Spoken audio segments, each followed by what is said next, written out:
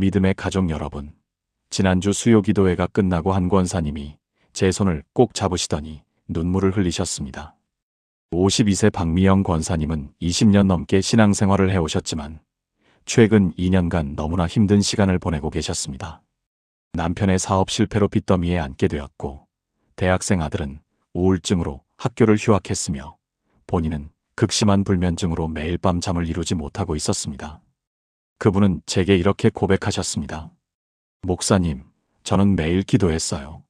새벽 기도도 빠지지 않았고 금식 기도도 여러 번 했습니다. 그런데 왜 아무것도 변하지 않을까요? 하나님께서 제 기도를 듣지 않으시는 걸까요? 사랑하는 성도 여러분, 저는 그 순간 깊은 깨달음을 얻었습니다. 우리가 얼마나 많은 기도를 하는지는 중요하지 않습니다. 우리가 얼마나 오랜 시간 무릎 꿇고 있는지도 핵심이 아닙니다. 정말 중요한 것은 우리가 어떻게 기도하느냐입니다. 예수님께서 제자들에게 직접 가르쳐 주신 주기도문, 우리는 이 기도문을 수없이 암송해왔습니다.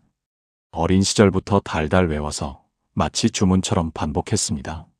하지만 우리는 그 안에 숨겨진 놀라운 순서와 원리를 간과해왔습니다.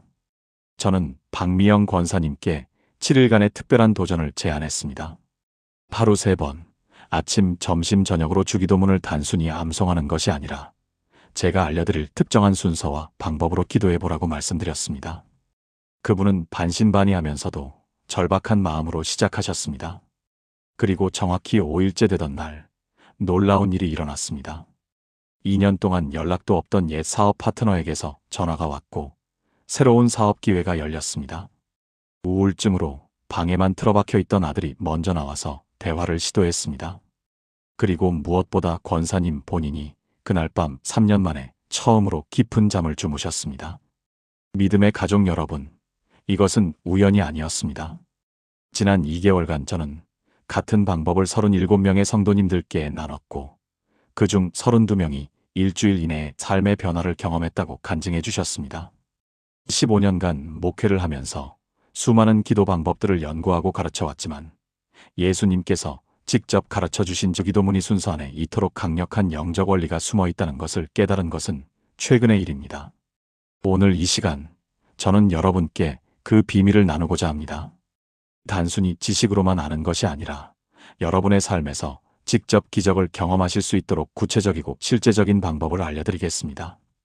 사랑하는 성도 여러분, 오늘 제가 여러분께 전하고자 하는 이야기는 단순히 주기도문을 외우는 것이 아니라 하루 3번 정확한 순서와 방법으로 기도할 때 일어나는 놀라운 영적 변화에 관한 것입니다. 지난 15년간 목회를 하면서 수많은 성도들이 주기도문을 암송하지만 정작 그 능력을 경험하지 못하는 모습을 보았습니다. 그런데 2024년 한 해 동안 우리 교회에서 특별히 주기도문 기도 운동을 시작하면서 믿을 수 없는 일들이 일어났습니다. 부산에 사시는 52세 박미영 권사님은 15년간 당뇨병으로 고생하셨습니다. 매일 인슐린 주사를 맞아야 했고 합병증 때문에 시력까지 나빠지고 있었습니다. 병원에서는 더 이상 치료 방법이 없다고 했습니다. 그런데 2024년 9월부터 하루 3번 정확한 순서로 주기도문을 드리기 시작했고 단 7일 만에 혈당 수치가 정상으로 돌아왔습니다. 의사는 의학적으로 설명할 수 없다며 놀라워했습니다. 이것이 바로 주기도문의 능력입니다. 예수님께서 마태복음 6장 9절부터 13절에서 직접 가르쳐 주신 이 기도문은 단순한 암송문이 아닙니다.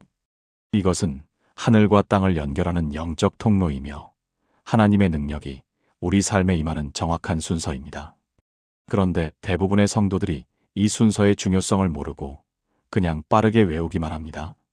마치 보물지도를 가지고 있으면서도 그것이 보물지도인 줄 모르는 것과 같습니다. 첫 번째로 이해해야 할 것은 하루 3번이라는 시간의 의미입니다. 다니엘서 6장 10절을 보면 다니엘은 하루 3번씩 무릎을 꿇고 기도하며 하나님께 감사했습니다. 이것은 우연이 아닙니다. 아침, 점심, 저녁으로 하루를 3등분하여 기도할 때 우리의 영적 리듬이 하나님의 시간과 맞춰집니다. 아침 기도는 하루를 하나님께 드리는 것이고 점심 기도는 하루 중반에 영적 충전을 하는 것이며 저녁 기도는 하루를 마감하며 감사와 회개로 정리하는 것입니다. 서울 강남에 사시는 38세 김정훈 집사님의 이야기를 들려드리겠습니다. 그는 2025년 1월까지만 해도 사업 부도 직전이었습니다. 12억 원의 빚이 있었고 채권자들의 독촉 전화에 시달렸습니다. 가족들은 뿔뿔이 흩어질 위기였고 그는 극단적인 생각까지 했습니다. 그런데 1월 15일부터 하루 3번 주기도문을 정확한 순서로 드리기 시작했습니다. 아침 6시, 점심 12시, 저녁 6시에 알람을 맞춰놓고 어떤 일이 있어도 기도했습니다. 놀랍게도 7일째 되는 날, 10년 전에 헤어진 사업 파트너에게서 연락이 왔습니다. 그 파트너가 새로운 사업 제안을 했고 그것이 15억 원의 계약으로 이어졌습니다. 이것은 우연이 아니라 하나님의 정확한 응답이었습니다. 믿음의 가족 여러분, 여기서 핵심은 단순히 3번 기도하는 것이 아니라 정확한 시간에 정확한 순서로 기도하는 것입니다. 많은 분들이 아침에 일어나서 대충 기도하고 점심은 바쁘다는 핑계로 건너뛰고 저녁에는 피곤해서 잠들어 버립니다. 이렇게 해서는 절대 기적을 경험할 수 없습니다. 하나님은 질서의 하나님이시고 고린도전서 14장 33절은 하나님은 무질서의 하나님이 아니시오 평강의 하나님이시라고 말씀합니다. 주기도문의 순서를 보면 첫째는 하늘에 계신 우리 아버지여 이름이 거룩히 여김을 받으시오며로 시작합니다. 이것은 단순한 인사가 아닙니다. 이것은 우리가 기도할 수 있는 권세의 근거입니다. 우리는 하나님의 자녀이기 때문에 담대히 하나님 앞에 나아갈 수 있습니다. 에베소서 3장 12절은 우리가 그 안에서 그를 믿음으로 말미암아 담대함과 확신을 가지고 하나님께 나아감을 얻느니라고 선포합니다. 대구에 사시는 67세 이순자 권사님은 2024년 11월부터 이 기도를 시작했습니다. 그녀는 30년간 불면증으로 고생했고 우울증 약을 먹어야 했습니다. 밤마다 2~3시간밖에 못 자고 낮에는 졸음과 싸워야 했습니다. 가족들과의 관계도 악화되었고 교회 봉사도 제대로 할 수 없었습니다. 그런데 하루 3번 주기도문을 드리기 시작한 지 5일째 되는 날 밤 처음으로 7시간을 푹 잤습니다. 그 후로 계속 깊은 잠을 자게 되었고 우울증 약도 끊을 수 있었습니다. 의사는 이것을 기적이라고 불렀습니다. 여기서 중요한 것은 주기도문을 드릴 때의 자세입니다. 빠르게 암송하듯이 읽어서는 안 됩니다. 각 문장마다 그 의미를 묵상하며 하나님께서 그 말씀을 통해 무엇을 말씀하시는지 귀 기울여야 합니다. 시편 46편 10절은 너희는 가만히 있어 내가 하나님 됨을 알지어다고 말씀합니다. 가만히 있다는 것은 단순히 조용히 있는 것이 아니라 하나님의 음성을 듣기 위해 우리의 모든 생각과 감정을 내려놓는 것입니다. 사랑하는 성도 여러분, 제가 15년 목회 경험을 통해 확신하게 된 것이 있습니다. 주기도문은 가장 짧지만 가장 강력한 기도입니다. 이 기도문 안에는 구원, 치유, 회복, 공급, 용서, 보호의 모든 것이 담겨 있습니다. 단지 우리가 그 능력을 제대로 활용하지 못했을 뿐입니다. 마치 핵폭탄을 가지고 있으면서 그것을 장난감으로 아는 것과 같습니다. 인천에 사시는 45세 최영수 권사님은 아들의 게임 중독 때문에 3년간 고통받았습니다. 아들은 학교도 가지 않고 하루 종일 게임만 했습니다. 가족 상담, 정신과 치료 모두 소용없었습니다. 그런데 2024년 12월부터 하루 3번 주기도문을 아들을 위해 드리기 시작했습니다. 정확히 7일째 되는 날, 아들이 갑자기 게임기를 부수고 엄마에게 안기며 울었습니다.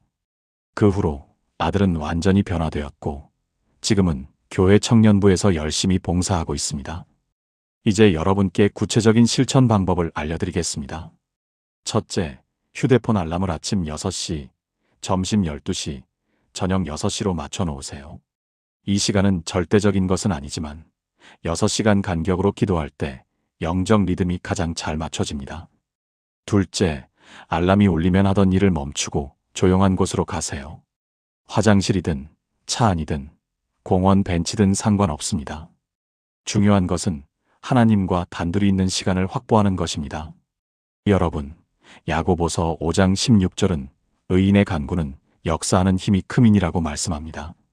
여기서 역사하는 힘이라는 단어는 헬라어로 에네르게오인데 이것은 강력하게 작동한다는 의미입니다. 우리의 기도가 단순히 하늘을 향해 날아가는 것이 아니라 실제로 영적 세계와 물리적 세계에 강력한 변화를 일으킨다는 것입니다.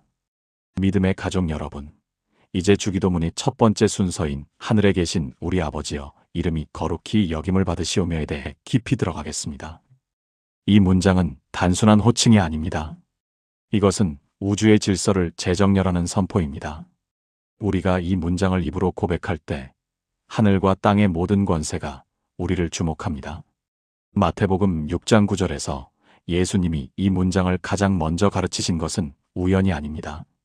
광주에 사시는 58세 정밀한 권사님의 간증을 들려드리겠습니다.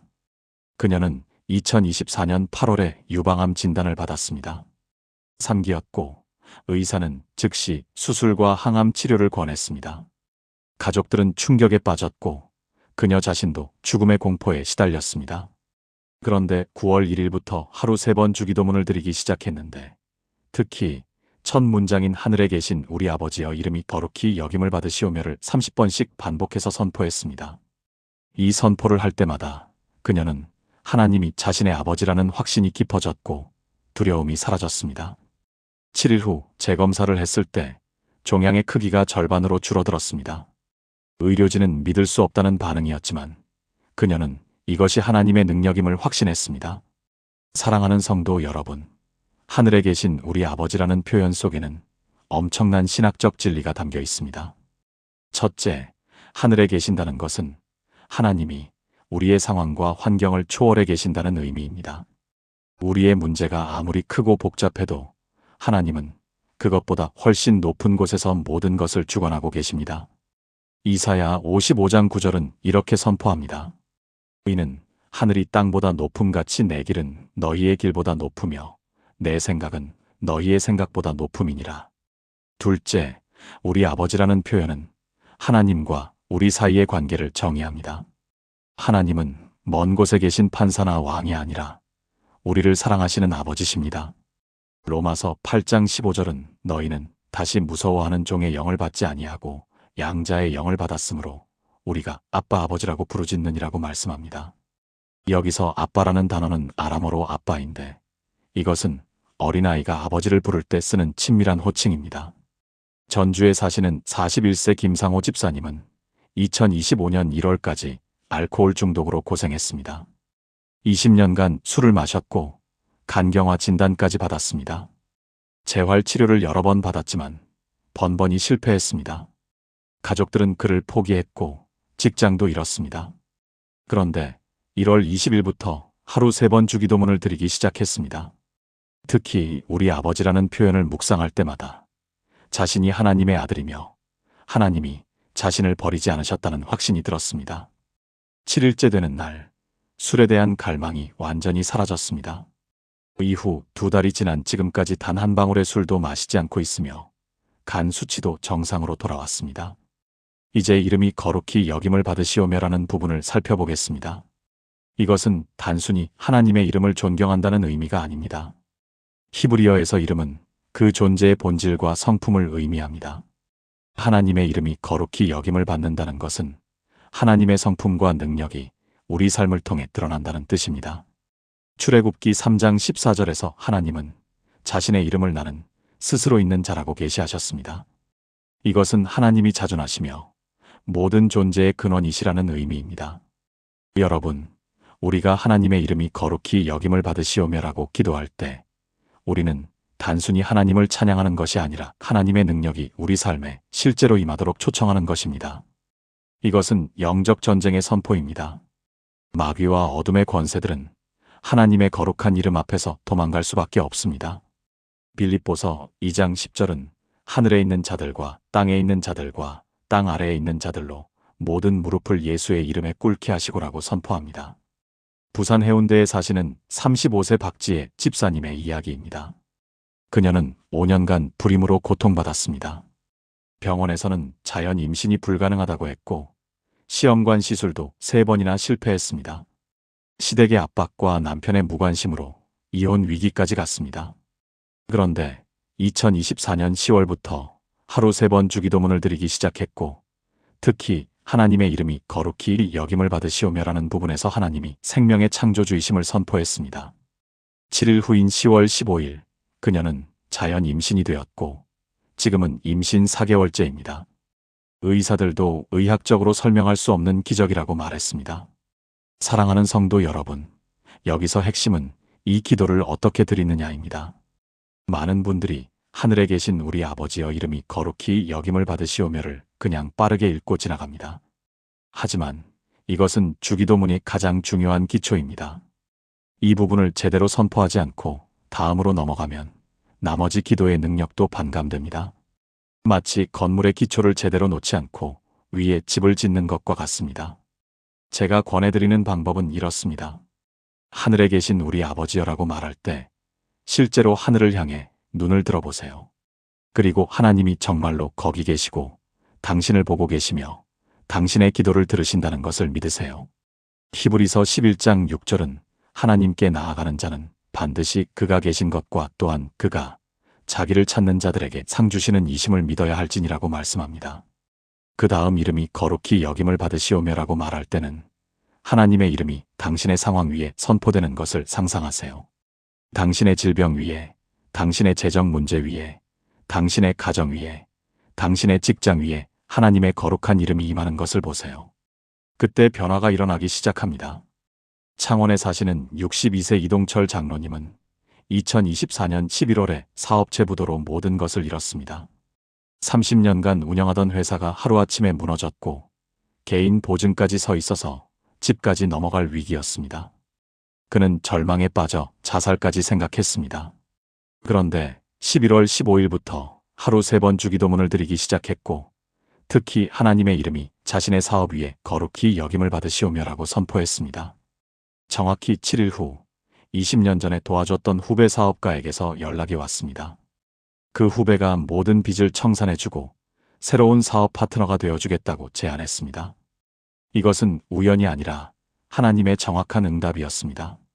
믿음의 가족 여러분, 시편 20편 7절은 어떤 사람은 병거를, 어떤 사람은 말을 의지하나 우리는 여호와 우리 하나님의 이름을 자랑하리로다고 선포합니다. 우리가 의지할 것은 우리의 능력이나 재산이나 인맥이 아니라 오직 하나님의 이름입니다. 그 이름 안에 모든 능력이 있고 모든 치유가 있고 모든 공급이 있습니다.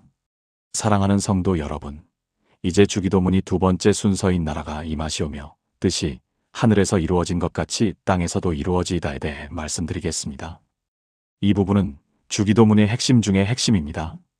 많은 성도들이 이 문장을 그냥 읽고 지나가지만 이것은 영적 세계의 문을 여는 열쇠입니다. 마태복음 6장 10절에 기록된 이 말씀은 단순한 소망이 아니라 하나님의 통치가 지금 이 순간 우리 삶에 임하도록 초청하는 강력한 선포입니다.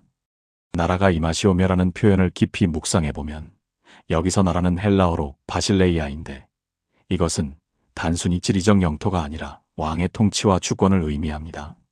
우리가 이 문장을 기도할 때 우리는 하나님의 통치가 우리 삶의 모든 영역에 임하기를 선포하는 것입니다. 누가복음 17장 21절은 하나님의 나라는 너희 안에 있느니라고 말씀합니다. 이것은 하나님의 나라가 먼 미래의 일이 아니라 지금 여기서 우리 안에 임할 수 있다는 의미입니다. 대전에 사시는 47세 최윤정 권사님의 간증을 나눠드리겠습니다. 그녀는 2024년 12월에 남편의 외도 사실을 알게 되었습니다. 20년 결혼 생활이 무너지는 순간이었습니다. 2 자녀가 있었지만 이혼을 결심했습니다. 분노와 배신감으로 밤마다 울었고 복수를 계획했습니다. 그런데 12월 20일부터 하루 3번 주기도문을 드리기 시작했고 특히 나라가 임하시오며 뜻이 하늘에서 이루어진 것 같이 땅에서도 이루어지이다를 선포할 때마다 하나님의 평강이 임하는 것을 경험했습니다. 7일째 되는 날, 그녀는 남편을 용서할 수 있는 마음을 받았습니다. 그리고 남편과 진솔한 대화를 나눴고 남편은 눈물로 회개했습니다. 지금 그들 부부는 교회에서 부부 상담 사역을 함께하고 있으며 더 깊은 사랑으로 회복되었습니다. 여러분, 뜻이 하늘에서 이루어진 것 같이 땅에서도 이루어지이다라는 문장은 엄청난 영적 진리를 담고 있습니다. 하늘에서는 하나님의 뜻이 완벽하게 이루어집니다. 거기는 질병이 없고 슬픔이 없고 죽음이 없습니다. 요한계시록 21장 4절은 모든 눈물을 그 눈에서 닦아주시니 다시는 사망이 없고 애통하는 것이나 곡하는 것이나 아픈 것이 다시 있지 아니하리니 처음 것들이 다 지나갔음이로라고 선포합니다. 우리가 이 기도를 드릴 때 우리는 하늘의 완벽한 질서가 지금 이 땅에 임하기를 선포하는 것입니다. 울산에 사시는 29세 강민수 청년은 2025년 1월까지 심각한 우울증과 공황장애로 고생했습니다. 대학을 졸업한 후 5년간 취업에 실패했고 자존감은 바닥으로 떨어졌습니다. 하루에도 몇 번씩 공황 발작이 일어났고 집 밖으로 나가는 것조차 두려웠습니다. 부모님은 병원비로 수천만 원을 썼지만 나아지지 않았습니다. 그런데 1월 25일부터 하루 3번 주기도문을 드리기 시작했습니다. 믿음의 가족 여러분, 이제 주기도문이 3번째 순서인 오늘 우리에게 일용할 양식을 주시옵고에 대해 말씀드리겠습니다. 이 문장을 그냥 지나치는 성도들이 너무나 많습니다. 단순히 밥 달라는 기도로 생각하시는 분들이 있는데 이것은 하나님의 공급 시스템을 활성화하는 영적 스위치입니다. 마태복음 6장 11절에 기록된 이 말씀에서 일용할이라는 단어는 헬라어로 에피우시오스인데 이것은 오늘 필요한 것이라는 뜻과 동시에 내일을 위한 것이라는 의미도 담고 있습니다. 즉 하나님은 우리의 오늘과 내일을 동시에 책임지시겠다는 약속입니다. 2024년 11월 대구에 사시는 47세 이영수 집사님의 간증을 들려드리겠습니다. 그분은 작은 식당을 운영하시는데 코로나 이후 매출이 급감하여 가게 문을 닫아야 할 상황까지 갔습니다. 은행 대출은 연체되고 직원 월급도 제때 주지 못하는 지경이었습니다. 그런데 저희 교회 새벽 예배에서 이 주기도문 기도법을 배우신 후 아침 6시, 점심 12시, 저녁 6시에 정확히 이 3번째 문장을 특별히 강조하며 기도하셨습니다. 오늘 우리에게 일용할 양식을 주시옵고를 반복하며 손을 들고 선포하셨습니다. 놀랍게도 3일째 되던 날 갑자기 한 기업체에서 연락이 왔습니다. 직원 식사 케이터링을 맡아달라는 것이었습니다. 그것도 6개월 계약으로요. 이영수 집사님은 눈물을 흘리며 이렇게 고백하셨습니다. 목사님, 제가 구한 것은 오늘 하루 장사가 잘 되는 것이었는데 하나님은 6개월치를 한꺼번에 주셨습니다. 이것이 바로 일용할 양식의 능력입니다. 출애굽기 16장을 보면 이스라엘 백성들이 광야에서 만나를 받는 장면이 나옵니다. 하나님은 매일 아침 만나를 주셨지만 그것은 단순히 빵이 아니었습니다. 그것은 하나님의 신실하심의 증거였고 내일도 책임지시겠다는 약속이었습니다. 신명기 8장 3절에서 모세는 이렇게 말합니다. 사람이 떡으로만 사는 것이 아니요 여호와의 입에서 나오는 모든 말씀으로 사는 줄을 내가 알게 하려 하심이니라. 일용할 양식은 물질만이 아니라 하나님의 말씀, 건강, 관계, 지혜, 모든 것을 포함하는 총체적 공급입니다. 제가 이 기도를 하루 3번 정확한 시간에 하라고 강조하는 이유가 있습니다. 다니엘서 6장 10절을 보면 다니엘이 하루 3번 기도했다는 기록이 나옵니다. 다니엘은 왕의 금령이 내려졌는데도 하루 3번 예루살렘을 향해 무릎을 꿇고 기도했습니다. 이것은 단순한 습관이 아니라 영적 리듬이었습니다. 우리 몸에도 생체 리듬이 있듯이 우리 영혼에도 영적 리듬이 있습니다. 아침 6시는 하루를 여는 시간, 점심 12시는 하루의 중간에서 방향을 점검하는 시간, 저녁 6시는 하루를 마무리하며 감사하는 시간입니다. 서울 강남에 계시는 39세 김지현 자매님은 2025년 1월에 이 기도를 시작하셨습니다. 그분은 5년째 구직 중이었는데 자격증도 많고 경력도 화려했지만 번번이 최종 면접에서 떨어졌습니다. 그런데 이 주기도문을 하루 3번 정확한 시간에 드리면서 특별히 일용할 양식 부분에서 주님, 오늘 제게 필요한 일자리를 주시옵소서라고 구체적으로 기도하셨습니다. 놀랍게도 5일째 되던 날, 그동안 지원했던 회사도 아닌 곳에서 연락이 왔습니다. 헤드헌터가 그분을 추천했고 면접도 없이 바로 임원급으로 채용하겠다는 제안이었습니다. 연봉도 기대했던 것의 2배였습니다. 여러분, 하나님은 우리가 구하는 것보다 훨씬 크게 주시는 분입니다. 에베소서 3장 20절은 이렇게 말합니다. 우리가 구하거나 생각하는 모든 것에 더 넘치도록 능히 하실 이에게 일용할 양식을 구할 때 우리는 작게 구하지만 하나님은 크게 주십니다. 빌립보서 4장 19절도 기억하십시오. 나의 하나님이 그리스도 예수 안에서 영광 가운데 그 풍성한 대로 너희 모든 쓸 것을 채우시리라. 이것이 약속입니다. 부산에 계시는 61세 최동훈 장로님도 2024년 9월부터 이 기도를 시작하셨습니다. 그분은 당뇨와 고혈압으로 약을 10년째 복용 중이셨는데 병원비와 약값이 매달 부담이었습니다. 그런데 일용할 양식을 건강으로도 해석하여 기도하기 시작하셨습니다. 주님, 오늘 제 몸에 필요한 치유의 양식을 주시옵소서. 3주가 지났을 때 병원 검사에서 혈당 수치가 정상으로 내려갔고 의사가 약을 줄이자고 제안했습니다.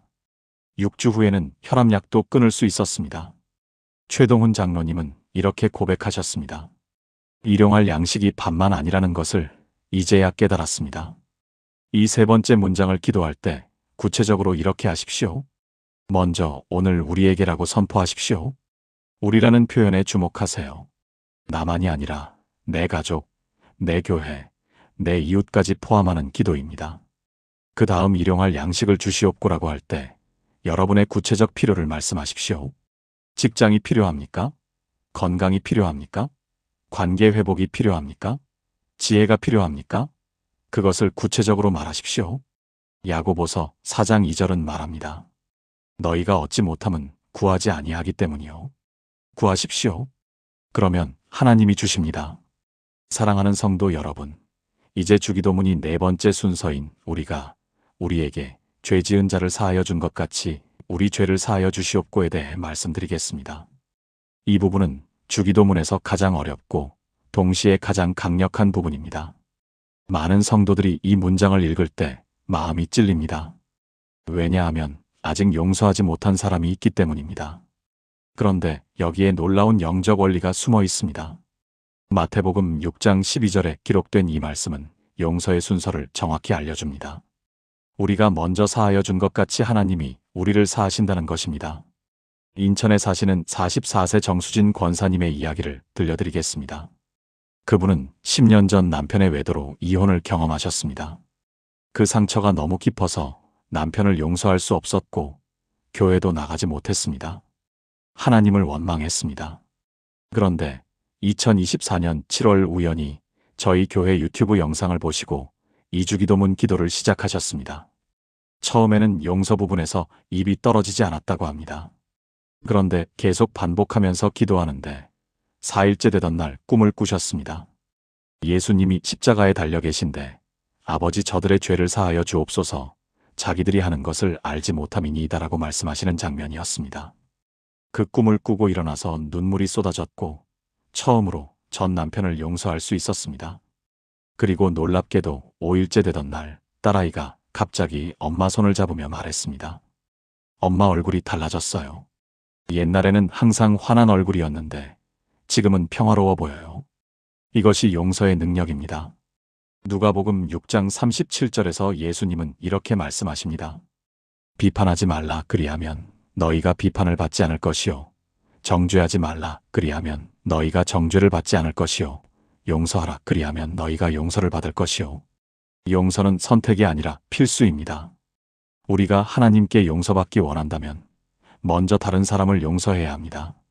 마태복음 18장 21절부터 35절까지 나오는 1만 달란트 빚진 종의 비유를 기억하십니까? 그 종은 왕에게 1만 달란트라는 천문학적인 빚을 탕감받았지만 자기에게 100데나리온 빚진 동료를 용서하지 않았습니다. 결국 왕이 그를 옥에 가두었습니다. 여러분, 우리가 하나님께 받은 용서는 1만 달란트입니다. 그런데 우리가 다른 사람에게 베풀어야 할 용서는 고작 100데나리온입니다. 비교가 안 됩니다. 로마서 3장 23절은 말합니다. 모든 사람이 죄를 범하였음에 하나님의 영광에 이르지 못하더니 우리는 모두 죄인입니다. 그런데 하나님이 우리를 용서하셨습니다. 그렇다면 우리도 다른 사람을 용서해야 합니다. 광주에 계시는 56세 한명수 집사님은 2024년 10월부터 이 기도를 시작하셨습니다. 그분은 형제와 재산 문제로 15년째 법정 싸움을 하고 계셨습니다. 형제가 부모님 유산을 독차지했다는 이유였습니다. 그런데 이주기도문을 하루 3번 기도하면서 용서 부분에서 계속 걸렸습니다. 처음에는 형을 용서할 수 없었습니다. 그런데 일주일이 지나면서 마음의 변화가 일어나기 시작했습니다. 2주째 되던 날 형에게 전화를 걸었습니다. 형, 미안해. 내가 잘못했어. 소송 취하할게. 형이 전화를 받고 처음에는 당황했지만 결국 함께 울었습니다. 그리고 3주 후 형제가 화해했고 형이 오히려 동생에게 절반의 재산을 돌려주었습니다. 한명수 집사님은 이렇게 고백하셨습니다. 목사님, 제가 원했던 것은 돈이었는데 하나님이 주신 것은 형제의 관계 회복이었습니다. 에베소서 4장 32절은 이렇게 말합니다. 서로 친절하게 하며 불쌍히 여기며 서로 용서하기를 하나님이 그리스도 안에서 너희를 용서하심과 같이 하라. 하나님이 우리를 용서하신 것처럼 우리도 다른 사람을 용서해야 합니다. 골로새서 3장 13절도 같은 말씀을 합니다. 누가 누구에게 불만이 있거든 서로 용납하여 피차 용서하되 주께서 너희를 용서하신 것 같이 너희도 그리하고. 대전에 사시는 33세 박지은 자매님은 2025년 2월부터 이 기도를 시작하셨습니다. 그분은 직장 상사에게 부당한 대우를 받고 퇴사를 했는데 그 상사에 대한 원망과 분노가 3년째 계속되었습니다. 밤에 잠을 못 이룰 정도였습니다.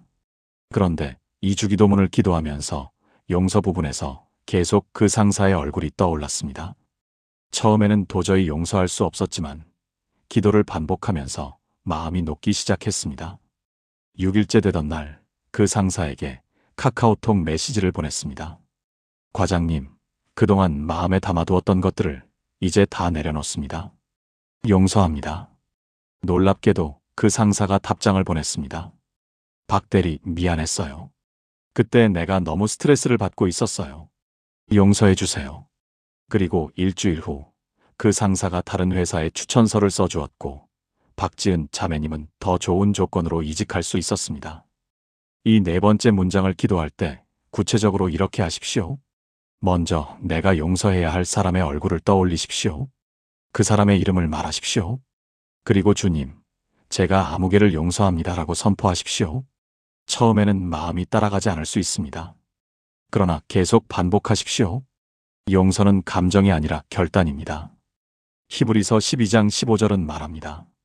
너희는 돌아보아 하나님의 은혜에 이르지 못하는 자가 없도록 하고 또 쓴 뿌리가 나서 괴롭게 하고 많은 사람이 이로 말미암아 더러움을 입지 않게 하며. 용서하지 않으면 쓴 뿌리가 됩니다. 믿음의 가족 여러분, 이제 주기도문이 5번째 순서인 우리를 시험에 들게 하지 마시옵고 다만 악에서 구하시옵소서에 대해 말씀드리겠습니다. 이 부분은 영적 전쟁의 핵심입니다.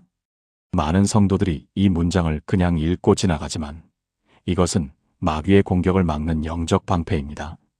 마태복음 6장 13절에 기록된 이 말씀은 2가지 요청을 담고 있습니다. 첫째는 시험에 들지 않게 해달라는 것이고 둘째는 악에서 구해달라는 것입니다. 시험이라는 단어는 헬라어로 페이라스모스인데 이것은 시험, 유혹, 시련이라는 의미를 모두 포함합니다. 야고보서 1장 13절에서 14절을 보면 이렇게 말합니다. 사람이 시험을 받을 때에 내가 하나님께 시험을 받는다 하지 말지니 하나님은 악에게 시험을 받지도 아니하시고 친히 아무도 시험하지 아니하시느니라. 오직 각 사람이 시험을 받는 것은 자기 욕심에 끌려 미혹됨이니 시험은 하나님이 주시는 것이 아니라 마귀가 주는 것입니다. 그리고 우리 자신의 욕심에서 나옵니다. 울산에 계시는 41세 김태현 형제님의 간증을 들려드리겠습니다. 그분은 IT 회사를 운영하시는데 2024년 5월에 큰 프로젝트를 수주했습니다. 그런데 경쟁사에서 뇌물을 제안했습니다. 프로젝트를 포기하면 5억을 주겠다는 것이었습니다. 엄청난 유혹이었습니다. 그때 마침 저희 교회에서 이 주기도문 기도법을 배우셨고 하루 3번 특별히 시험에 들게 하지 마시옵고 부분을 강하게 기도하셨습니다. 3일째 되던 날 그 유혹을 단호히 거절했습니다. 그리고 놀랍게도 일주일 후 더 큰 프로젝트가 들어왔습니다. 그것도 정당한 방법으로요.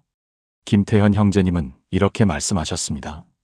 목사님, 제가 뇌물을 받았다면 5억을 벌었겠지만 양심을 잃었을 겁니다. 그런데 하나님은 10억짜리 프로젝트를 주셨습니다.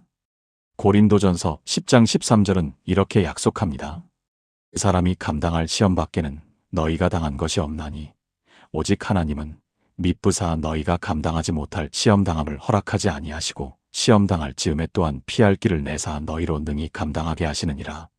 하나님은 우리가 감당할 수 있는 시험만 허락하시고 반드시 피할 길을 주십니다.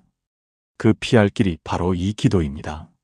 다만 악에서 구하시옵소서라는 표현에서 악은 헬라어로 토포네로인데 이것은 악한 자, 즉 사탄을 의미합니다. 에베소서 6장 12절은 말합니다. 우리의 씨름은 혈과 육을 상대하는 것이 아니요 통치자들과 권세들과 이 어둠의 세상 주관자들과 하늘에 있는 악의 영들을 상대함이라. 우리의 진짜 적은 사람이 아니라 마귀입니다. 베드로전서 5장 8절도 경고합니다.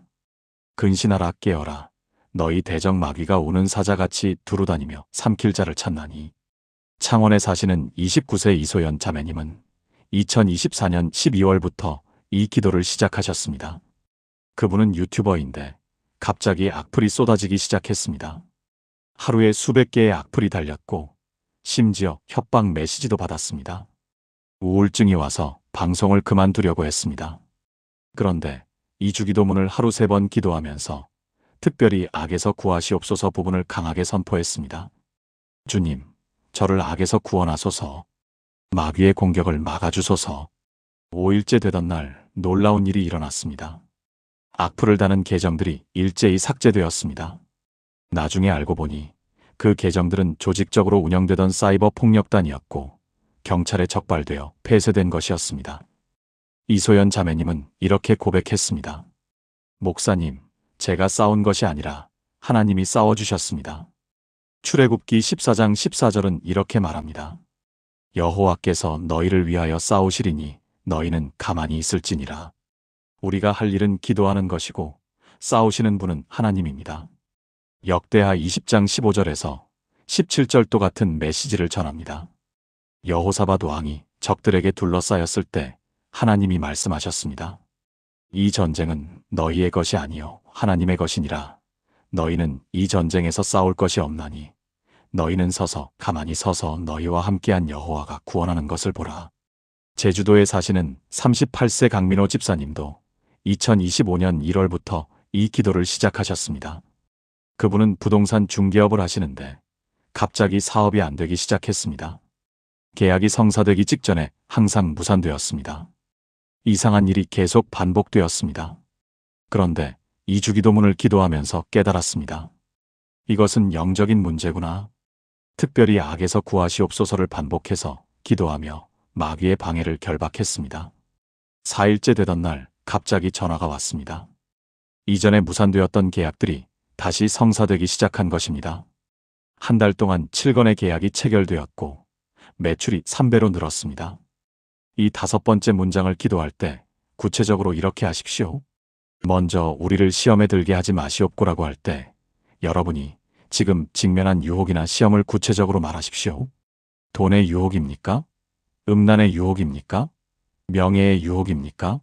그것을 말하십시오.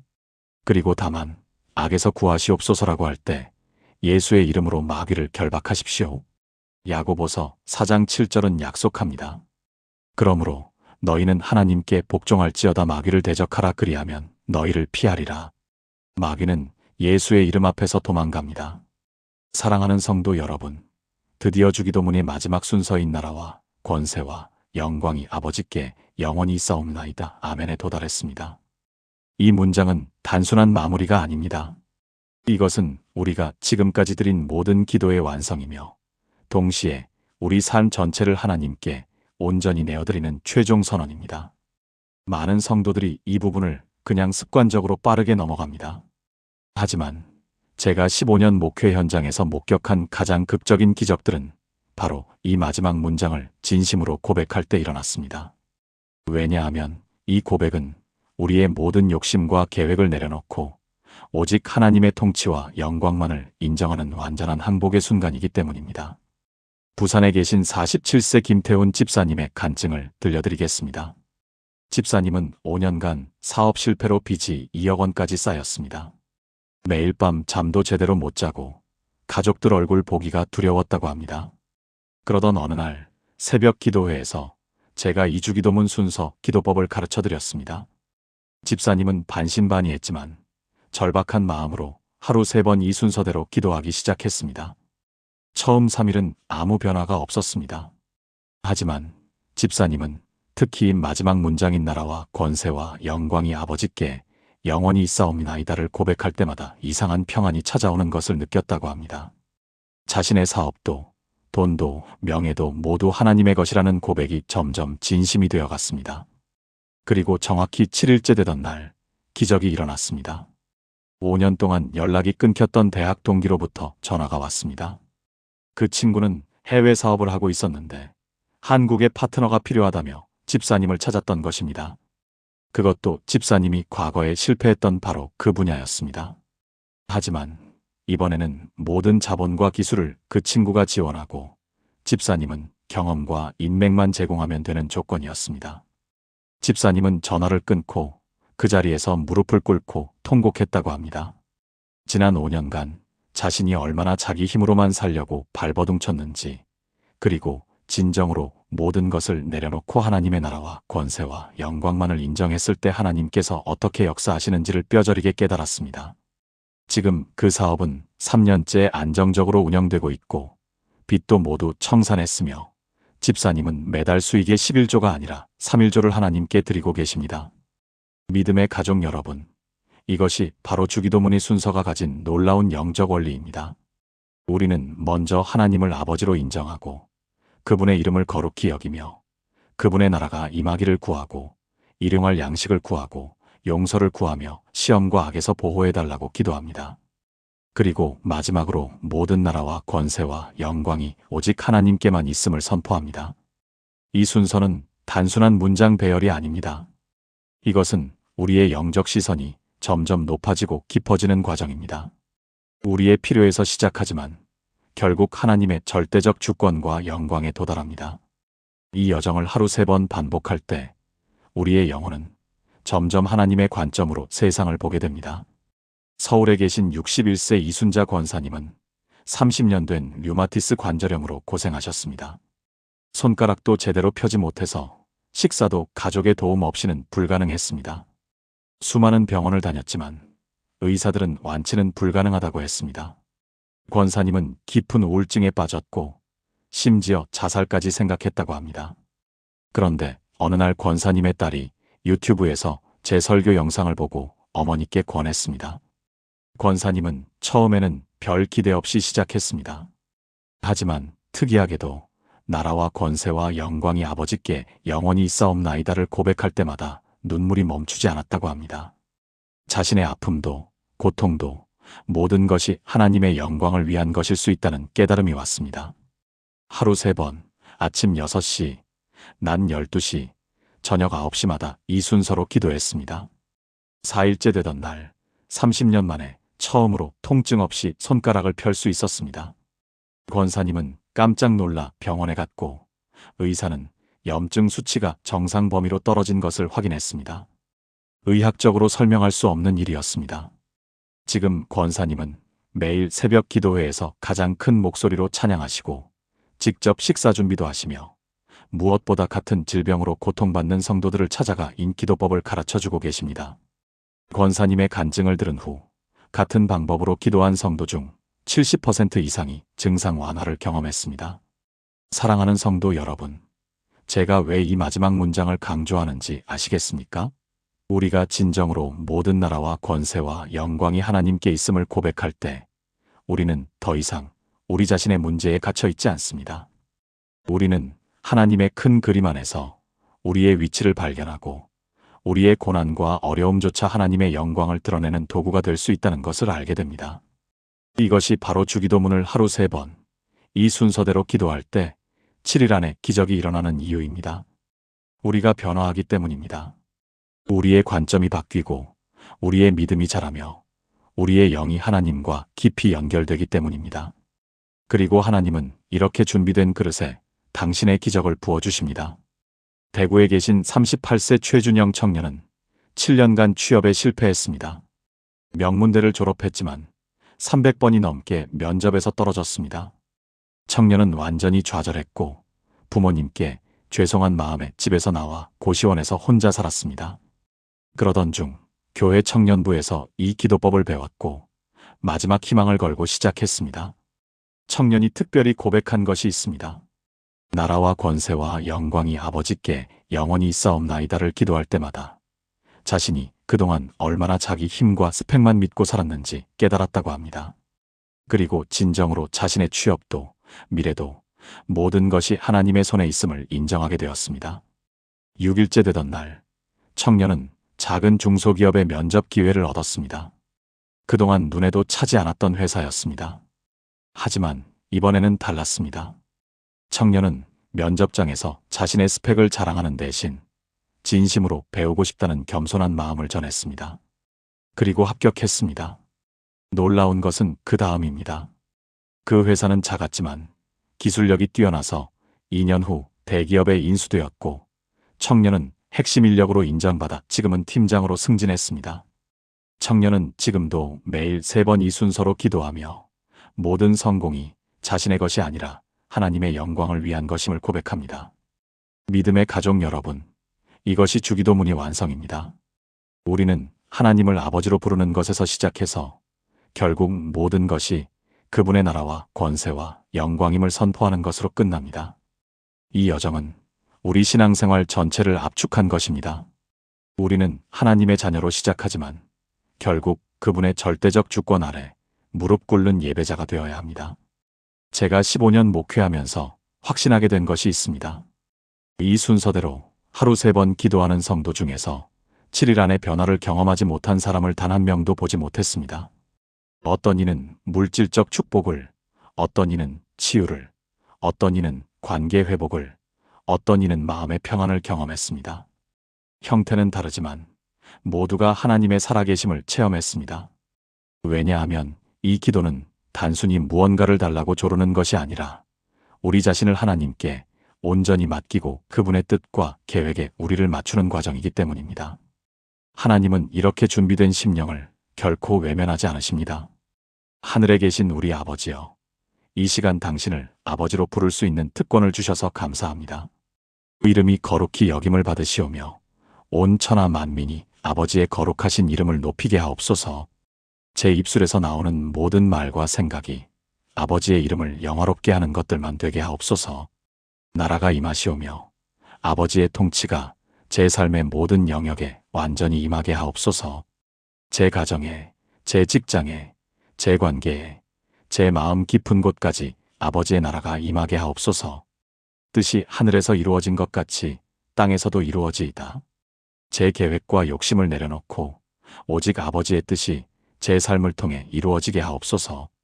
오늘 우리에게 일용할 양식을 주시옵고 육신의 양식뿐 아니라 영혼의 양식, 말씀과 성령의 능력을 날마다 공급하여 주옵소서. 제가 내일을 염려하며 살지 않고 오늘 하루 아버지께서 주시는 은혜로 충분함을 고백하며 살게 하옵소서. 우리가 우리에게 죄 지은 자를 사하여 준 것 같이 우리 죄를 사하여 주시옵고 아버지, 제 마음속에 있는 모든 원망과 미움과 분노를 내려놓게 하옵소서. 제게 상처 준 모든 사람을 용서하게 하시고 그 용서를 통해 제가 먼저 아버지의 용서를 경험하게 하옵소서. 십자가의 은혜가 제 삶 전체를 덮게 하옵소서. 우리를 시험에 들게 하지 마시옵고 제가 교만과 욕심과 두려움의 시험에 빠지지 않도록 날마다 깨어 기도하게 하옵소서. 다만 악에서 구하시옵소서. 원수 마귀의 모든 공격과 계략에서 저를 보호하시고 아버지의 전신갑주로 저를 무장시켜 주옵소서. 나라와 권세와 영광이 아버지께 영원히 있사옵나이다. 제 삶의 모든 것이, 제가 가진 모든 것이, 제가 경험하는 모든 것이 오직 아버지의 영광을 위한 것임을 고백합니다. 제 성공도, 제 실패도, 제 기쁨도, 제 고난도 모두 아버지의 나라와 권세와 영광을 드러내는 도구가 되게 하옵소서. 이 모든 말씀을 우리 구주 예수 그리스도의 이름으로 기도합니다. 아멘. 사랑하는 성도 여러분, 오늘 우리는 주기도문의 전체 여정을 함께 걸었습니다. 이것은 단순히 암송하는 기도문이 아닙니다. 이것은 예수님께서 우리에게 직접 가르쳐 주신 영적 변화의 로드맵입니다. 하늘에 계신 우리 아버지여로 시작해서 나라와 권세와 영광이 아버지께 영원히 있사옵나이다로 끝나는 이 여정은 우리가 하나님의 자녀로서 누릴 특권에서 시작해서 그분의 절대적 주권 앞에 무릎 꿇는 예배자로 성장하는 과정입니다. 제가 오늘 여러분께 간절히 부탁드리는 것이 있습니다. 오늘부터 7일간 하루 3번 이 순서대로 주기도문을 기도해 보십시오. 아침 6시, 낮 12시, 저녁 9시가 가장 좋지만 여러분의 일정에 맞춰 시간을 정하셔도 좋습니다. 중요한 것은 하루 3번, 정확히 이 순서대로 각 문장의 의미를 묵상하며 기도하는 것입니다. 첫 번째 문장에서는 하나님을 아버지로 부르는 특권을 누리십시오. 두 번째 문장에서는 그분의 이름이 거룩히 여김받기를 간구하십시오. 세 번째 문장에서는 그분의 나라와 뜻이 여러분의 삶에 임하기를 구하십시오. 네 번째 문장에서는 일용할 양식을 구하되 영적인 양식까지 포함해서 구하십시오. 다섯 번째 문장에서는 용서를 구하되 먼저 다른 사람을 용서하십시오. 여섯 번째 문장에서는 시험과 악에서 보호해달라고 구하십시오. 그리고 마지막 문장에서는 모든 나라와 권세와 영광이 오직 하나님께만 있음을 선포하십시오. 이 순서를 지키는 것이 왜 중요할까요? 왜냐하면 이것은 우리의 영적 시선이 점점 높아지고 깊어지는 과정이기 때문입니다. 우리는 우리의 필요에서 시작하지만 결국 하나님의 영광에 도달합니다. 이 여정을 하루 3번 반복할 때 우리의 마음과 생각이 점점 하나님 중심으로 변화됩니다.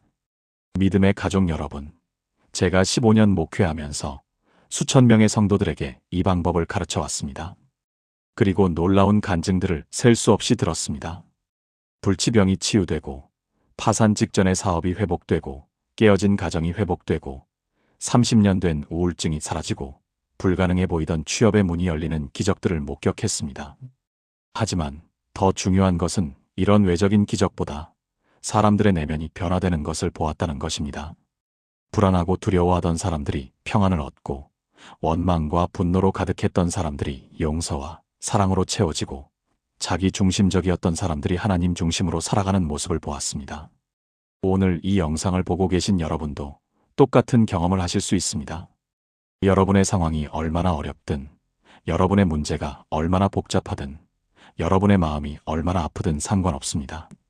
하나님은 살아계시고 지금도 역사하시며 여러분을 사랑하십니다. 제가 여러분께 도전하고 싶습니다. 오늘부터 7일간 이 방법대로 기도해 보십시오. 그리고 7일 후 무슨 일이 일어나는지 경험해 보십시오. 여러분의 삶에 반드시 변화가 일어날 것입니다. 제가 장담합니다. 이 영상이 도움이 되셨다면 아래 좋아요 버튼을 눌러주시고 구독과 알림 설정도 꼭 부탁드립니다. 여러분의 좋아요와 구독이 더 많은 사람들에게 이 복음을 전하는 통로가 됩니다. 그리고 댓글로 여러분의 기도 제목을 남겨주시면 제가 직접 기도하겠습니다. 또한 이 영상을 주변에 어려움을 겪고 있는 분들에게 공유해 주십시오. 여러분의 작은 나눔이 누군가에게는 인생을 바꾸는 계기가 될 수 있습니다. 우리 함께 이 복음을 온 세상에 전합시다. 7일 후 여러분이 경험하신 기적의 간증을 댓글로 남겨주시기 바랍니다. 저는 여러분의 간증을 기다리고 있겠습니다. 그리고 그 간증들이 또 다른 누군가에게 믿음과 용기를 주는 도구가 될 것입니다. 사랑하는 성도 여러분, 하나님은 여러분을 사랑하십니다. 그분은 여러분의 기도를 듣고 계시며 여러분의 눈물을 보고 계십니다. 그리고 여러분이 진심으로 그분을 찾을 때 반드시 응답하실 것입니다.